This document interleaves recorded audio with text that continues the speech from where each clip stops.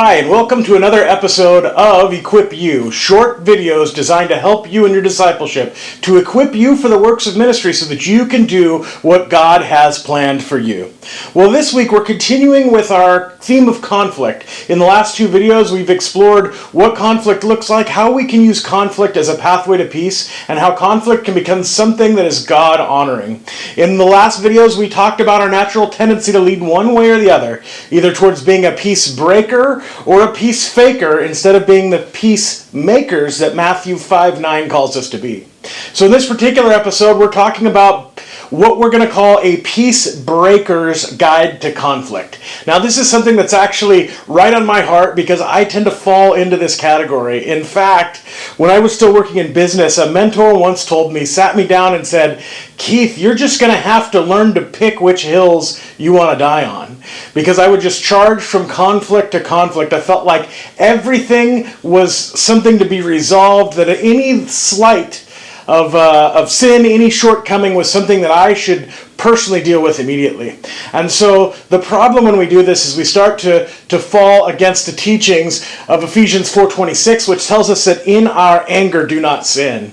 So we run around, we feel like there's a transgression that's happened, and as a peace breaker, we charge right in to try to fix that offense. And the problem with that is that leads to a conflict that is not God-honoring. Our goal in any sort of interpersonal communication, whether it's something that we expect to be positive or something that we expect to be a little bit challenging when we start to talk about things like conflict, should be, in the end, God should be glorified through what we're doing, and therefore our relationship should grow deeper and deeper in intimacy as we both understand other people better and learn to be understood. And so when we look at this, and we guide through these processes here, the first thing that we need to do before we go charging into any conflict when we know that we're a peace breaker is we need to remove the log from our own eye before we go to correct the speck in our brother's eye.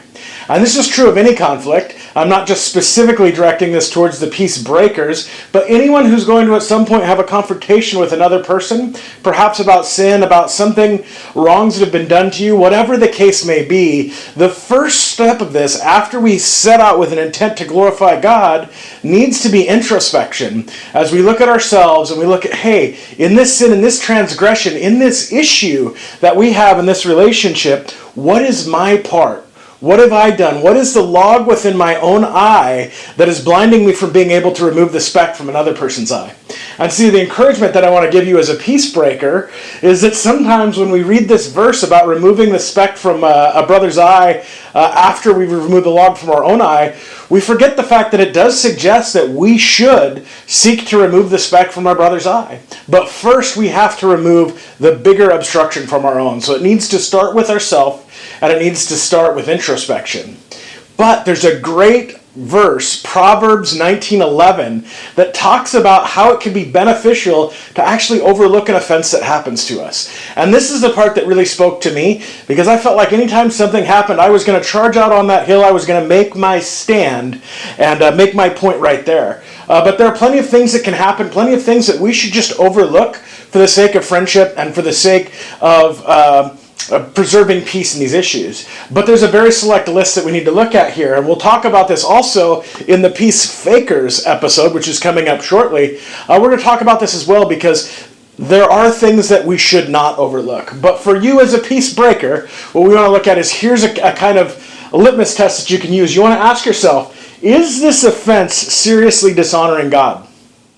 And if the answer to that question is yes, this is an offense that seriously dishonors God, somebody is committing a major offense, somebody is committing a crime or something along that level, then we're not going to overlook that. That's a perfect opportunity to have conflict with somebody to try to resolve this issue. Next question we want to ask is it permanently damaging our relationship? Is our relationship going to be completely changed because of what happened? If the answer to that is yes, then we need to have this conflict.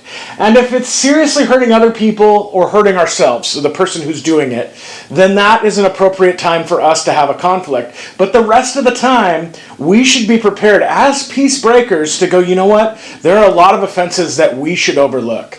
And there's a couple reasons for this. The first is that, and perhaps not the least reason is the Bible tells us to do it, right? If you haven't looked up Proverbs 19:11 yet, go and check that verse out. Specifically tells you that there's wisdom in overlooking a minor offense that's been done to you.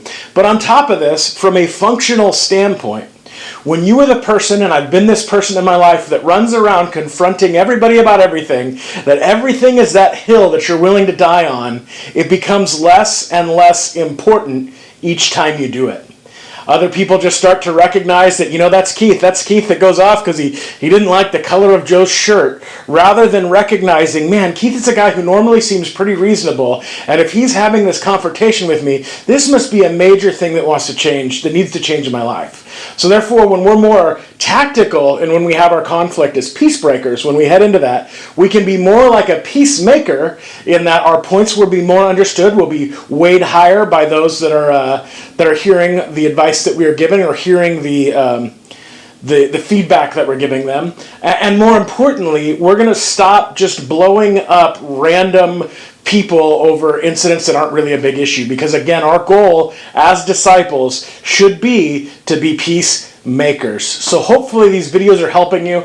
The next video that we're going to have on here is going to talk about the other side of this. So if you've made it this far and you are a peace faker, I'm going to talk to you next, so we would love to see you there. Remember to subscribe to these videos. If you have any comments, any things that you'd like to see me answer, other topics that you'd like to see on Equip You, you can put them on the comment section right below, and if you subscribe, you'll be notified immediately when new episodes post. Thanks for checking us out today, and we'll see you next time.